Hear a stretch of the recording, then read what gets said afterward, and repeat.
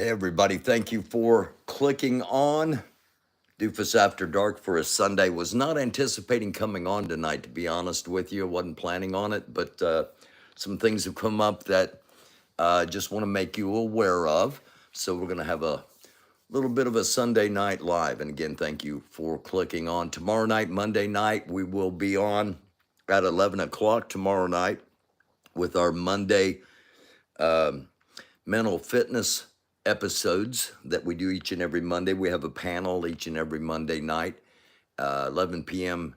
Eastern. That's 10 p.m. Central, 9 in the mountains, and 8 out on the Pacific Western part of the country. And we'll be live tomorrow night at 11. And we'll be talking about addiction. Now, why addiction if it's a mental fitness? Well, if you have an addiction, it's a lot easier to get a mental or emotional situation.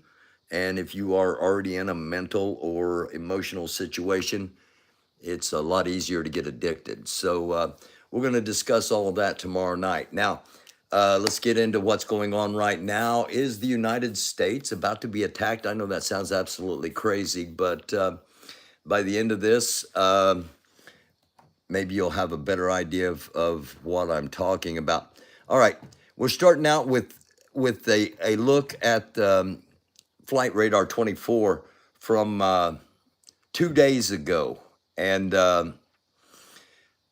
let's just give this a brief listen. It's Friday, August 4th, 2023, and I have a red alert to share with you guys. Right now it is 4:29 p.m. Eastern Time here in the United States, and we have some crazy stuff going on. Again, this is 2 days I ago. hope you guys are having I'll show you what's going on today right after this. Right now, we have a presidential doomsday plane in the air over Lake Superior, over the Upper Peninsula of Michigan, and it's been doing loops over there for a while. In addition to that, we have a constant Phoenix plane that just took off from Florida, and it's flying along the Gulf Coast, and that's a nuclear detection plane. It can detect traces of radionuclides in the atmosphere. And then we also have a nuclear war command and control plane in the air that was flying with its transponder off partially. That's a Boeing E-6 Mercury. These planes can remotely launch all of our Minuteman III ICBMs, and they're responsible for acting as a communications relay to our submerged nuclear-armed subs. In addition to that, we also have a B-52 nuclear bomber that's been in the air over southern Louisiana for a while. It took off from Barksdale, which is home of Air Force Global Strike Command. Okay, that's what was going on Friday. I saw one of the questions. I'm not sure who it was, and I apologize for not knowing, but the question was, hang on. All right. Now I can see the chat. What is a doomsday presidential plane? That is the plane that the president gets on. It's supposedly not going to be impacted by nuclear strikes. And basically that is the flying White House in nuclear emergencies. Those 4 planes were up on Friday, and I didn't jump on and do something about it. I almost did because of some solar activity on Friday that we'll get to in just a minute. Okay, this is what the skies looked like. Now this is a Sunday. All right, normally the weekends are not big drills as far as the Air Force in particular goes. But here's what's up. Here's what was up earlier this afternoon. Right here, we're going to get an ad, of course. I had it all set up, but that's all right. Give me 3 seconds. 2, 1, and here we go. AKA NY Prepper. It is Sunday, August 6th, 2023, and I have some breaking news to share with you guys. So we have some doomsday planes up in the air right now, and it's 12:32 p.m. Eastern time. And this is very unusual for this time of day and this day of the week, a Sunday morning, to have 3 doomsday planes in the air. So we have a presidential doomsday plane, we have a B-52 nuclear bomber, and we have an E-6 Mercury, which is a nuclear war command post plane. And they were all up in the air at the same time. Okay, so once again, 2 days on Friday, 2 days ago, we had those planes plus the nuclear sniffer. Another plane is going to pop up here in just a few minutes, but we've got the same 3 planes. We've got the president's doomsday plane. We've got the B-52 nuclear bomber, and we've got the command post that can launch all of our ballistic missiles in the continent and on the submarines. So if they take out NORAD, if they take out DC, we've still got this plane that will launch all of our nuclear missiles. Woohoo. Yeah, but that's where we're at with that. Let me jump over here real quick. I wasn't going to get to the scroll yet, but there's something I want to show you in the X-Files scroll, if I can find it real quick, just to kind of tie all this in together. No, these are things we're going to deal with in a few minutes. The high priority item right here. Russia and China have sent the largest, this came in 12 hours ago, Russia and China have sent the largest flotilla in history to patrol alongside the United States. 11 ships of Russia and Chinese navies conducted patrols off the coast of the state of Alaska. The vessel did not enter U.S. territorial waters, and they have since left. They were followed by 4 American destroyers and a P-8 Poseidon aircraft. This is a first in history, quote. Given the context of the war in Ukraine and the tensions surrounding Taiwan, this move is very provocative, says Brent Sadler, senior fellow at Heritage Foundation and a retired Navy captain. The Russian and Chinese embassies in Washington did not respond to the Wall Street Journal's request for comment. So, a lot of provocations going on, not only between United States and Russia, United States and China, but we can't forget what's going on with Iran. And we're also going to talk about what's happening in Africa. So a lot of things in the works, a lot of things potentially trigger points or touch points or the first domino to fall, whatever euphemism you want to use. And we'll get back over here to the Twitter bookmarks in just a minute. I want to touch on this first. This shouldn't be happening, and it's the 5th time this year that it has happened. CME sparks strong geomagnetic storms. A CME struck Earth during the early hours of August 5th. Again, this was shortly after midnight on Friday when this hit our time.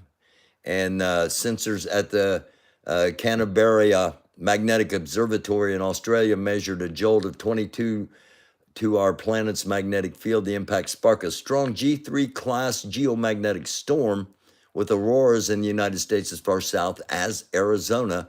And the picture you're seeing is from David Blanchard from Flagstaff, Arizona. CME is a coronal mass ejection.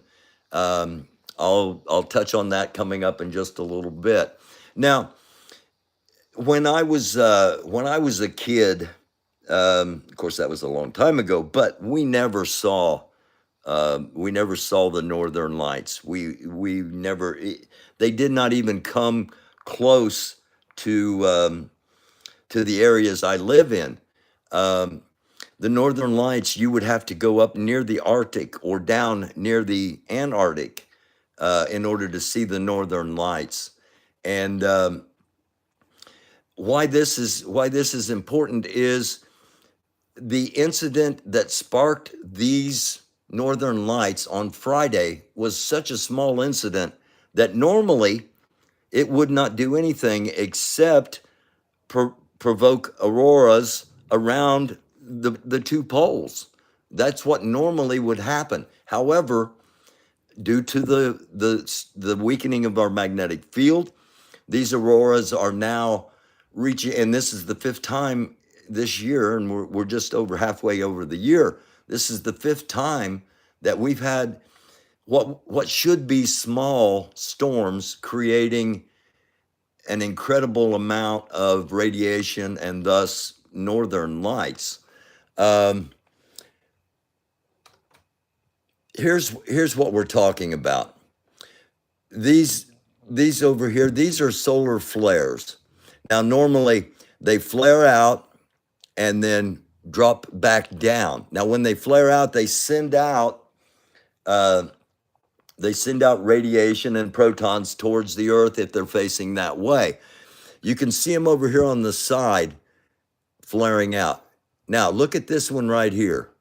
You can see how much bigger the flare is right here. All right, this one is going to be heading towards us on the 8th of, going to be heading towards us on the 8th of this month. So it'll be here in 2 days. I want to show you a couple of other things here real quick on this chart.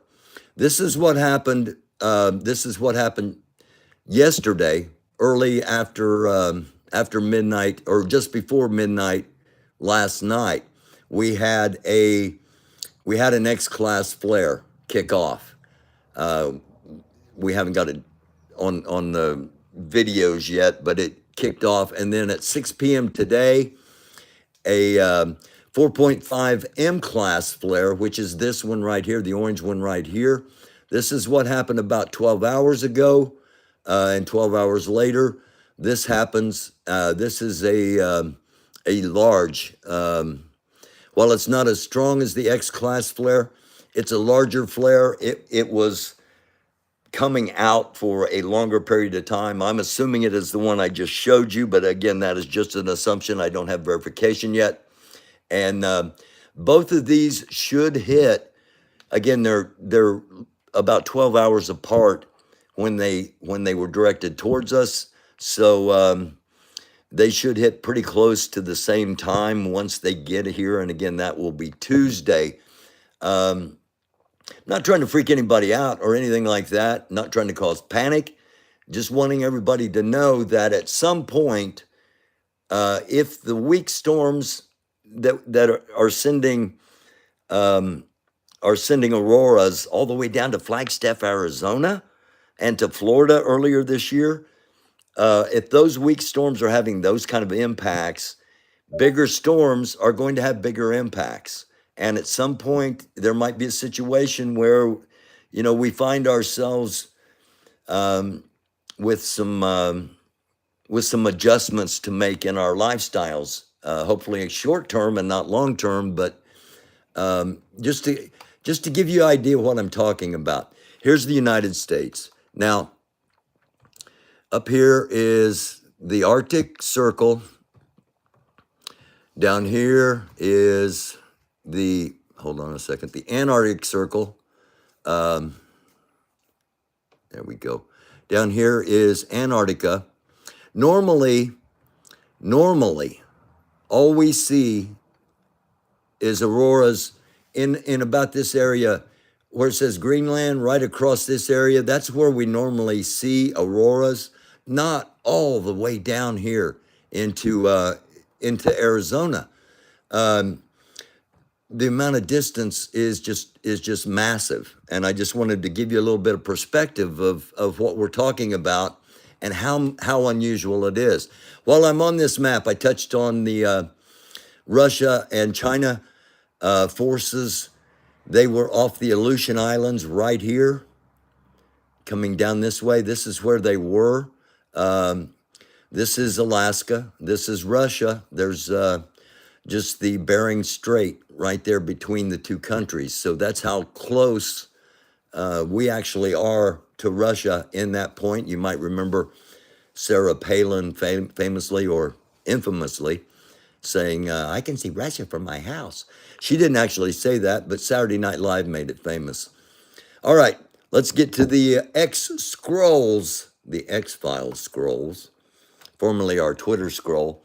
The military junta in Niger has released a statement. This is 3 hours ago, claiming that ECOWAS,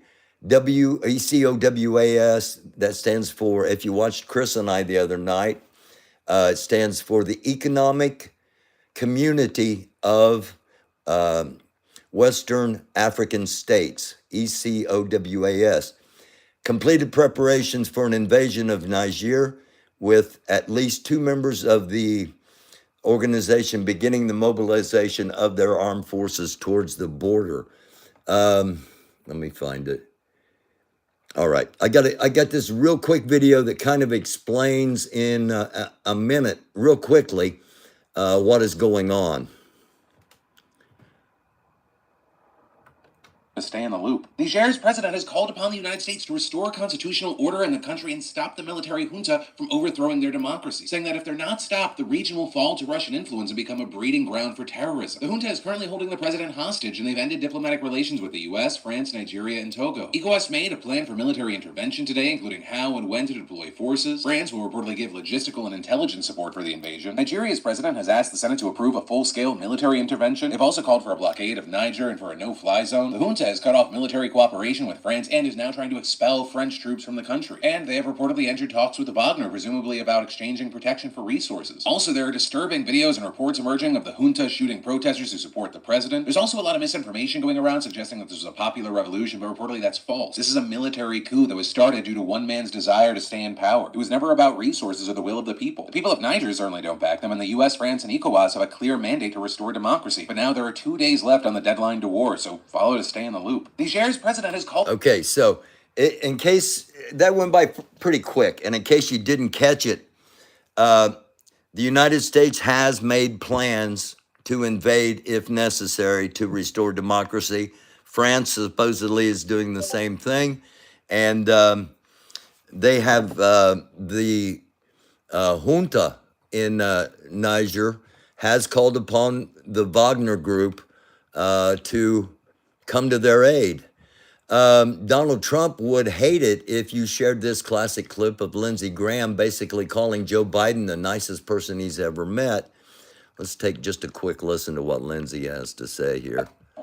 If you can't admire Joe Biden as a person, then it's probably you got a problem. You need to do some self-evaluation. Because what's not to like? I called him after Bo died, and he basically said, well, Bo was my soul. I've taught for a long time. He came to my ceremony and said some of the most incredibly heartfelt things that anybody could ever say to me. And he's the nicest person I think I've ever met in politics. He is as good a man as God ever created. I think he's been dealt a really gut blow. I think he focuses on what he's got to do, not what he lost. His heart's been ripped out, but he's going to make sure that the other members of his family is well taken care of. And he started talking about his grandkids. More worried about them than anything. We just talked. Okay, so that gives you a little idea what Lindsey Graham really thinks about Joe Biden and what a lot of people in D.C. think about him. I got my own thoughts, but I'll keep those to myself. This is a little bizarre. Or Lori Arnold, who's going to be with us tomorrow night on a panel. This comes from her Twitter. She retweeted Ed TV Now, and this is an example of some of the people in the country that we might be concerned with. And you know who else I heard that's going to be a freshie very soon?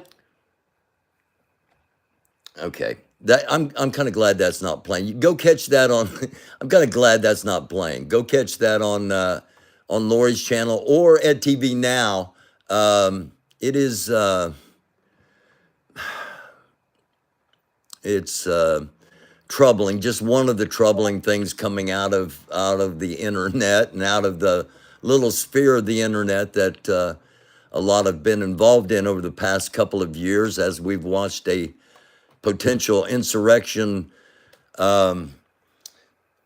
fade away. Not that there's still not going to be an insurrection, but this group is not going to be leading it. Let's just put it that way. All right.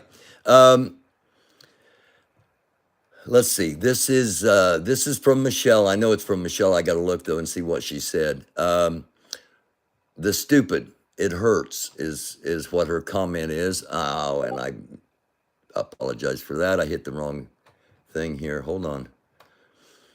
Let me get back to my bookmarks. For some reason, it clicked me over to home. All right, this guy. She says the stupid hurts. All right.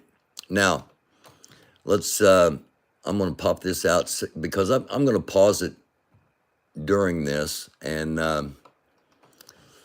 talk about what he says and show you some things here. So here we go. Make sure the volume's up and we're off. Poor little David. You just don't get it, do you? So sad. In order for Trump to be charged with defrauding the country, he would have had to have been in some sort of a written contract with the federal government. That is indeed what he was under. He was under an oath, a verbal contract with the people of the United States. This guy, I'm sure, this guy's a great legal expert, as we'll show. I'm sure he was a great COVID expert as well. He probably stuck up for us and light up his butt in order not to get COVID. But Michelle may be right. The stupid, it may be too much for this one. That's what that law means. That's what it says, word by word. See? So he can't even be charged. The law doesn't apply. That law that he's being charged with doesn't apply in this case. So the whole mess is going to be thrown out anyway. And trying to charge him with saying there was election fraud, which of course there was. There was. It was Republican. Anybody over the age of 10 knows that. All you got to do is Google arrested for election fraud and look how many Democrats were arrested. Okay, let's do that. Let's go to Google, election fraud case. It seems Trump was the only one that's doing any election fraud. I've been looking, and I've looked and I've looked and I've looked for this major list where there's nothing but Democrats committing election fraud. I wasn't able to find it. All right, so I'm sure nobody else listening to this clown, C-L-A-W-N, clown, not a clown, but a clan. I'm sure nobody else bothered to Google that, but we did. That's pretty simple, right? Yeah. Okay. Now, the other thing you want to remember is that there's a lot of Democrats who were arrested that Google won't tell you about. You want to Google, why does Google spread fake news? And they'll tell you. Okay. Let's do that too while we're on it. Why does Google spread fake news? In short, hyper-partisan, conservative fake news is a highly profitable business for Google. Hang on just a second, please. Hey, kiddo, I'm doing a live. I'll call you back. Sorry, my daughter. Hyper-partisan, conservative fake news is a highly profitable business for Google. He left all that out. How does Google make millions off of fake news? Google's role in spreading fake news and misinformation. Curious case of regulating false news. Google accused of spreading fake news. Conspiracy theories.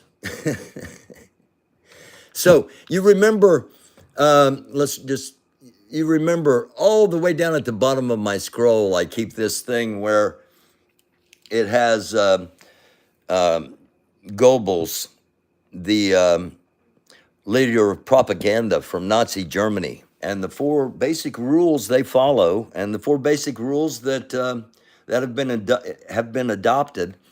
And one of them is accuse the other side of that which you're doing. So, if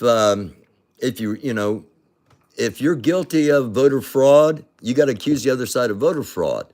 If you're guilty of fake news, you got to accuse the other side of fake news. That's how it works. That's how the lies keep perpetuating. And you cannot get away from the lie because the truth is the biggest enemy of those trying to do wrong. Speaking of that, I'm not really sure what he's talking about here, but this is the latest from the former president. Little things like your sink. You buy a sink and no water comes out because they have regulators on the water. Even if you're in a state where water comes out of heaven all day long, doesn't make any difference.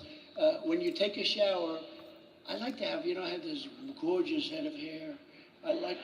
When I take a shower, I want water to pour down on me. When you go into these new homes with showers, the water drips down slowly. You have suds, beautiful, nice, wonderful suds, a lot of money, Procter & Gamble, all that crap that they say is good, probably cost them about 2 cents and they sell it for $10. But you can't, it takes you 10 minutes to wash your hair. You know what you do? You just stay in the shower about 10 times longer than you would have. It's the same. You probably use more water. I broke all that up. I hope so. Okay, so a little hygiene tip there from the former president, I guess. Apparently he stays in the shower 10 times longer because the water is only dripping down. What is the concern in Niger? I don't know if you can get a good enough view of this, but it says Wagner plus Russia equals liberty is what the propaganda these people have been sold. It may equal more liberty to them than France and the United States. I had a call from Chris earlier today. I mentioned Chris earlier. Go back and watch that episode if you haven't seen it. World situation update. And Chris kind of thinks this may be a time where Africa can rise for Africans and not for colonists. He thinks this may be a time. If indeed France intervenes, as we just saw earlier, if indeed the United States intervenes, as we saw earlier,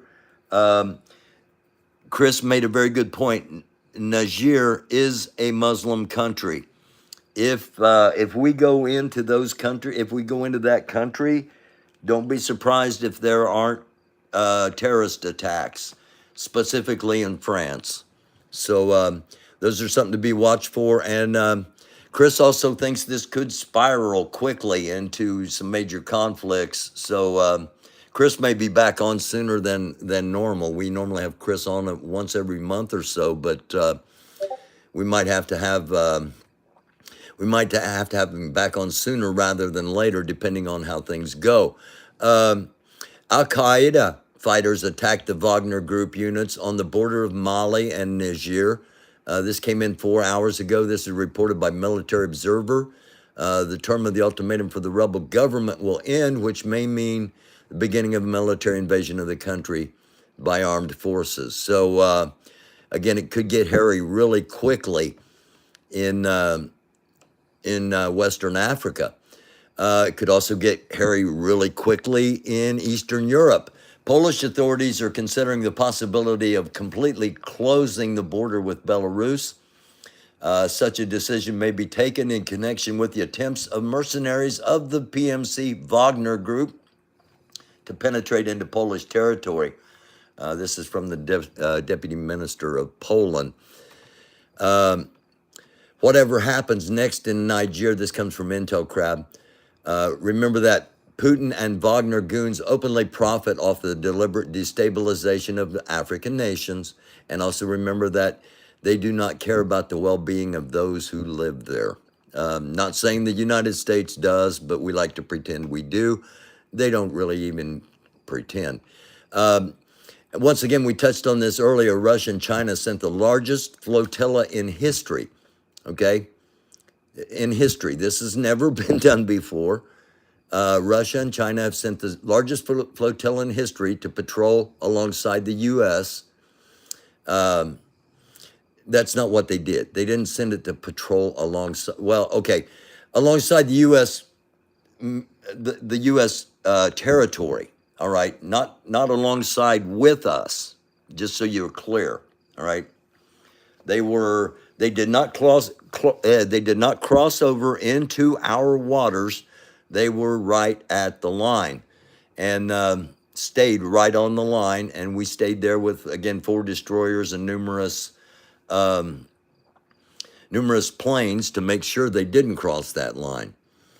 And, we'll keep an eye on all of this stuff. Russia and China working together is not necessarily a good sign, and especially when they're that close, that it can be viewed as a probe. They were trying to see how close they could get before we could respond. Why? Well, missiles generally have a limit on how far they can travel. The Wagner, this came in Friday. Wagner instructors have arrived in Niger's capital, so we know Wagner's there. We just heard that they got in a scuffle with Al Qaeda in Maui. This came in again. I haven't been on for a couple of days, so we're cleaning some stuff up here. This came in. Matt Gaetz, we ride or die with Trump. This is just a reminder of what a nuclear bomb actually looks like when it's going off. You'll see it right up in here.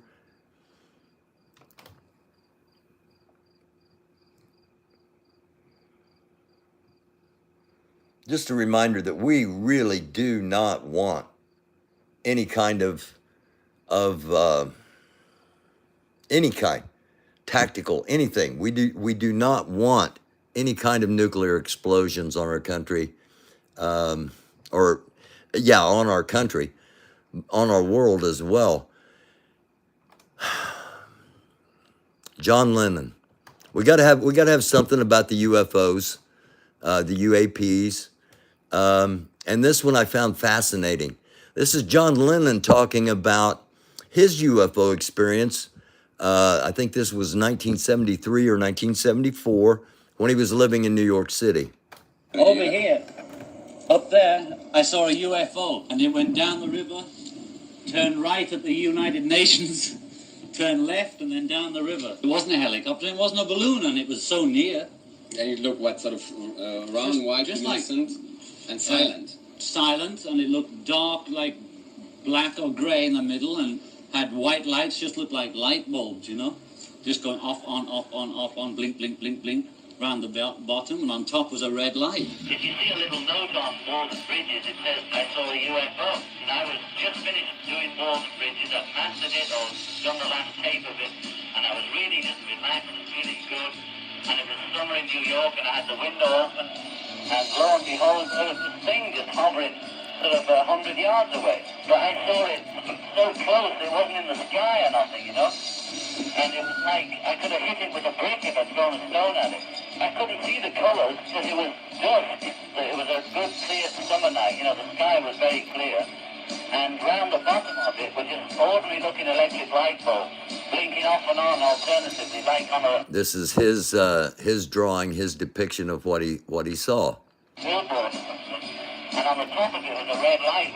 And the thing I noticed was that there was no noise, and I could hear the freeway down below, all the cars going. So I realized, oh, it's not a helicopter, then it must be a balloon. But it was so close to the rooftop that it couldn't be a balloon. So all the rational things I went through, it's not a helicopter, balloon. Not a balloon, it's too close to the roof, and it's maneuvered too well to be a balloon. So I just watched it, and it was there for about 5 or 10 minutes. It went off down the East River, and there it was, and that's all I got to say about it. So there we go.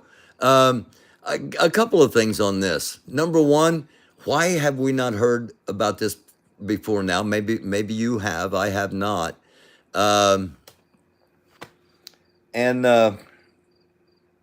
the other thing, of course, is now, some almost 50 years later, he would have been taken seriously. Fabian Marta, a financier of the anti-child trafficking film Sound of Freedom, has been arrested and charged with child kidnapping. Okay, they add, Marta was not a financier in the traditional sense, but was one of 6,678 contributors to the film's crowdfunding campaign. How much money he contributed is unknown. So just want to make sure and put that out there. This we had also, these are Latvian troops. I mentioned earlier, the largest flotilla in history, Russia and China, off of the coast of the United States, the Aleutian Islands and Alaska. This has never happened in history before either. Poland, Latvia, and Lithuania, all three putting forces, significant forces on their borders. Latvia's already closed 2 of the 6 crossings with Belarus. And again, as we heard earlier, Poland's getting ready to consider closing their entire border. What this would do, this would isolate Belarus, and it would isolate, what's the name of the place? Crap, let me go back to the map real quick. Let me get to Russia. Quickest way to Russia is this way. And it starts with a K. No. Hold on. Have a little bit of patience. I'll get here real quick, and we'll get back to it. Okay, here we're talking. Estonia, Latvia, and Lithuania. Latvia, Lithuania, and Poland are all considering closing the entire border with Belarus, which will isolate Belarus because of Ukraine down here already, and leave them nothing but Russia. And then Kaliningrad, that's the name of the city I was trying to think of. It just popped into my head. You'll notice right here is Kaliningrad. This area is Russian territory, despite it not being connected in any way, shape, or form to Russia, because they wanted to make sure they had a warm seaport or a cold seaport here in Kaliningrad. The Suwalki Pass, I talked about this the other night with Chris. This is how goods and services get from Belarus to the Kaliningrad Oblast and Kaliningrad city itself. And this is how things get from Kaliningrad back over to Belarus and on to Russia through the Suwalki Pass. That is what I'm kind of thinking that Russia or that Belarus and Wagner are wanting to do. They're wanting to secure these areas right here to secure the access of Kaliningrad. And look for something to kick off up there. Just be ready for it. And again, another look at even more troops. These are, once again, Latvians heading towards their border. 2/3 of Americans, 65%, say that charges Trump faces over efforts to overturn the 2020 election are serious. according to a new poll. It's a larger share than I felt that way about either of the past two indictments. Donald J. Trump has been arraigned. This came in August 3rd. Jack Smith was sitting in the front row. Trump had the charges read to him and he pled not guilty. Next hearing has been set for August 25th. And this meme, it wasn't Biden. It wasn't the DOJ. It wasn't Merrick Garland. It wasn't Jack Smith. It was a jury made up of everyday Americans that saw the evidence of the crimes and voted to indict. It's that simple. It really is. It's that simple. Just when you thought Trump's day couldn't get any worse, Trump's lawyer just admitted on live TV one of the charges in the Jack Smith hearing. Let's listen to this real quick and let me get a drink. Ultimately, what President Trump said is, let's go with option D. Let's just halt. Let's just pause the voting and allow the state legislatures to take one last look and make a determination as to whether or not the elections were handled fairly. That's constitutional law. That's not an issue of criminal activity. Ultimately, what President Trump said is, let's go with option D. Let's just halt. Let's just pause the voting and allow the... Let's go with option D because none of my other options are working. Let's just halt the election. Let's just halt. Again, why things could kick off in Eastern Europe on Thursday. This is a drone, an aqua drone. Basically, it's a kayak full of thousands of pounds of explosives with a camera on it, and they're about to attack a Russian warship.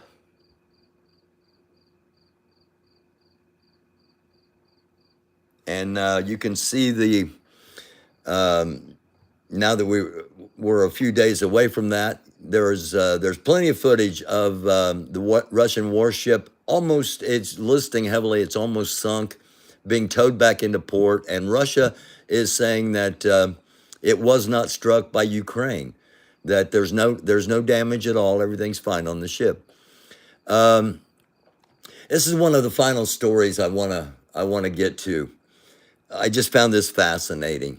And it's from a Twitter account called Fascinating.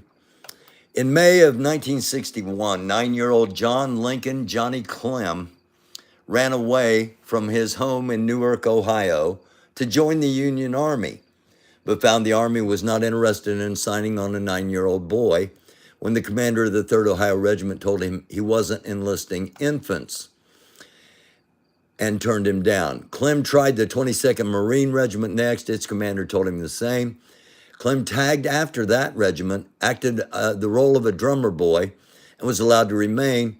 Though still not regularly enrolled, he performed camp duties and received a soldier's pay of $13 a month. Next April at Shiloh, Clem's drum was smashed by an artillery round, and he became a minor news item as Johnny Shiloh, the smallest drummer. A year later, at the Battle of Chickamauga, he rode an artillery caisson to the front and wielded a musket trimmed to his size. He's 10 years old. In one of the Union retreats, a Confederate officer ran around the cannon Clem rode with and yelled, "Surrender, you damn little Yankee." Johnny shot him dead. This pluck won the Clem national attention, and he was named Drummer Boy of Chickamauga. Clem stayed with the Army through the war, served as a courier, and was wounded twice. Between Shiloh and Chickamauga, he was regularly enrolled in the service. He's 11 years old. He begins receiving his own pay and was soon after promoted to the rank of sergeant. He was 12 years old, I'm sorry. He was only 12 years old. After the Civil War, he tried to enter West Point, but was turned down because of his slim education. A personal appeal to President Ulysses S. Grant, his commanding general at Shiloh, won him a second lieutenant's appointment in the regular Army on December 18, 1871. In 1903, he attained the rank of colonel and served as an assistant quartermaster general. He retired from the Army as a major general in 1916, having served an astounding 55 years. General Clem died in San Antonio, Texas, May 13, 1937, exactly 3 months shy of his 86th birthday, and is buried at the National Cemetery in Arlington, just outside of Washington, D.C. Here's our last story of the night. This is going to be a long tweet, and it's not new news, but it was new news to this person.